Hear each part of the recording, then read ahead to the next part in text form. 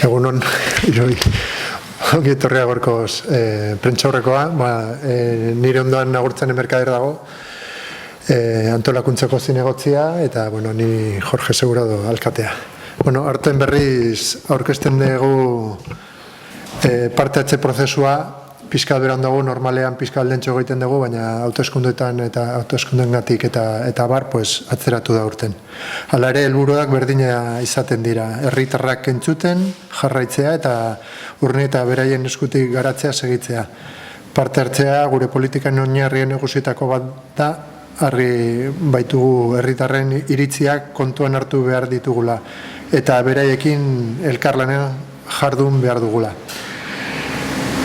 Hori argi dakago eta horrela sinistin dugu eta saiatzen gara prozesu guztietan parte hartze sartzea edo gutxienez jendearen iritzia jakitea. Aurten berriz 150.000 euroko partida bat edo gastua proposatzen dugu. Pizkanaka jungea igotzen, hasi ginen 2017an 100.000 eurotik eta iritsi gara orain 150.000 eurotara.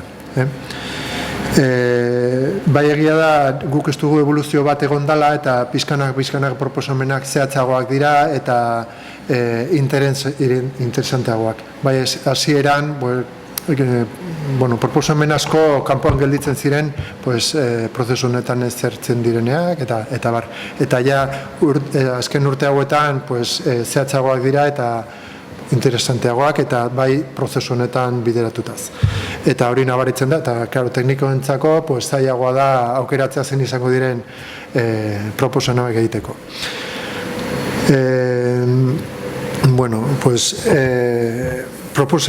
Proposamenak hauek, hori esan dit bezala, 150.000 euroko dira eta sartuko dira aurrekontuan eta gero bideratuko dira partida desberdinetan. Parte arte prozesu hau 16 urtetik gorako urnetei bideratuta dago, baina jarraitu nahi dugu txikien prozesuarekin ere. Bi urte jarraien egin ditugu LH 6. Lehen hezkuntzan 6. urteekin prozesu txiki bat, nun bideratzen dugu 15.000 euro prozesu hortarako, eta nahi dugu jarraitu horrekin. Kasu honetan, Magalen eta Egapen egingo ditugu bi hiru bilera eta aurkeztuko dugu programa eta beste prozesu txiki bat aurkeztuko dugu. Eta nire partikei hori izango da dena, gogoratu atxaldean bai Lekaion dakago aurkezpen txiki bat, non azalduko dugu berri zaudena eta agurtzen izango duen bezala orain, eta 6:30 izango da Kulturretxean. Eskerrik asko. Prozesuak bi fase izango ditu, lehenengoa herritarrek proposamenak eta aurkeztuko dituztenak, eta bigarrenik udaleko teknikariek jasotako proposamenen bideragarritasun teknikoa eta ekonomikoa aztertuko dutena. Eta lehen etxi egingo dituzte, 2024 urtean aurrera eraman izateko.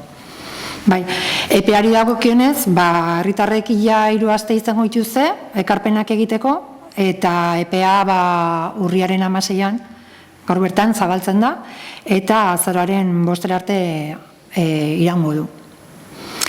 Jorgek esan duen bezala,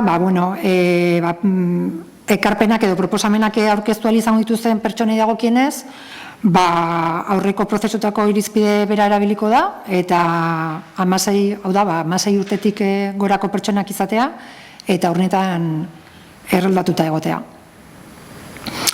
Moduak, nola ze bideak dauden, edo moduak proposamenak eta jasotzeko, formulario aurrez aurre, formularioa betez, eta hainbat tokitan dauden kutxetan utziz, bertan, Lekaio, Kiroldegia, Elkarten etxea, Sarobe, hainbat tokitan Egaipa ikastolan, Zalestar Magal ikastetxean. Kalean ere ikusiko ditugu hainbat postontzietan postontziak, hor ere utzi daitezke formularioak, eta gero aparte urriak 27an eta 28an karpa batzuk jarriko dira, informazio karpak. Ostiralean urriak 27an, 10:00 ordu biterritara Etxeberri plazan, eta 5:00 zortzitara San Juan plazan, eta urriak 28an berriz, larun batean, goizez bakarrik 10:00 ordu biterdietara kirolegiko kanpoalde hortan. Bai. Gainera urriak 27ko hortan fotokol bat jarriko da informazio karpan, eta horrela parte hartzen duten pertsonei argazki bat edo emango zaie oroigarri bezala, ez? Parte hartzea areagotzeko beste pizgarri moduko bada, eta emaitza ona izan zuen aurreko urtean, eta aurten ere egitea pentsatu dugu. Eta aurretzarretik aparte, formularia utziz aparte, online ere egin daiteke, bai webgunean, udaletxeko webgunean, eta bai udaleko app-ean, bitartez. Eta aipatzeko, kasu hauetan, bai web horrian eta app-ean, testuaz gain, irudiak eramateko aukera ere ematen dugula, eta horrela, proposamenak ere errezago ulertzen dira, ez? Argazki bat itxatziz. Proposamenak, ze baldintzak eta bete behar dituzte, printzipioz, udal eskumeneko proposamenak, udal eskumenekoak diren proposamenak izan behar dira, eta zer lotakoak, adibidez, hirigintzakoak, obrak, obrei lotuta, mantentze lanei lotuta, edolakoak. Ekonomia edo teknikaldetik bideragarriak diren proposamenak izan behar du, eta 50.000 euro betza barne, baino gehiagoko kosturik ez dute behar izan. Eta noski, iraukortasun ekonomikoa eta finanziarioare bermatzen dituzten proposamenak kontutan izaten ditugu, eta urnetan biziren, herritar guztien interesa, norberaren interesa gainetik ere jartzen dituzten proposamenak. Eta noski, ahaztu gabe, udalerriko auzoen arteko oreka ere bermatzen dituzten proposamenak. Más o menos horiek izango lirateke aurtengo partaidetza prozesuan gako nagusiak, eta lehen aipatu dugun bezala, epea amaitutakoan, udaleko teknikariek horien bideragarritasun teknikoa eta ekonomikoa aztertuko dute, eta lehen etxi egingo dituzte proposamenak. Behin erabaki hartuta, emaitza hori ezinbestekoa da herritarrei luzatzea, komunikatzea. Orduan horretarako txosten berezi bat osatuko da, eta udalaren webgunean ikusgai jarriko dena, eta horretaz guztiaz gain, prozesuan parte hartzen duten pertsona guztiei zuzenean bidaliko zaie erantzuna, eta haien proposamena onartua izan den edo ez. Gure ustez, zati hau ere funtsezkoa da, prozesuan parte hartzen duten pertsona horiei erantzun zuzen ematea, ez? Azkenean, haien alegina eta ekarpena ere baloratzeko da, eta hori da modu polit bat.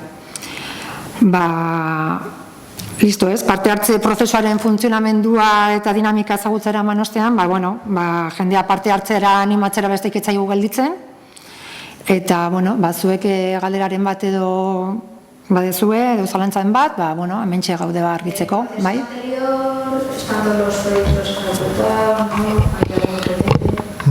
Prozesu pasatan, helduen prozesuan esatengo nuke, 3 proposamen zeuden, lehendabizi pantaila akustika batzu jartzeak 15ean, hori prozesuan dago, proiektua enkargatuta dakagu, bukatzear dago, eta gero Foru Aldundiko baimena beharko genuke jartzeko. Komun publiko bat Berrasoten parken jartzea, hori proiektua egina dago, eta plegua pasako dugu urrengo hilabetea batzordetik. Eta Lariku parkea bai egina dago, hori bukatuta dago, eta martxan dago.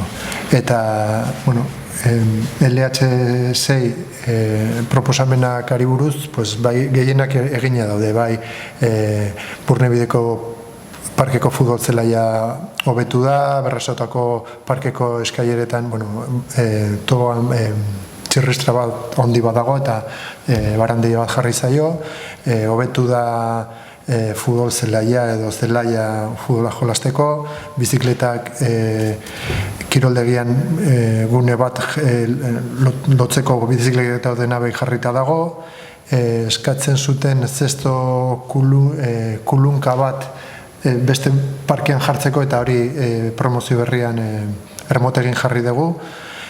Nibelatu banko batzuk hori egin dugu baita ere eta iturri batzuk konpondu baita ere egin ditugu. Bai, txikin proposana bai egin ditugu, helduenak martxan ditugu eta ez ditugu bukatu oraindik, baina martxan daude.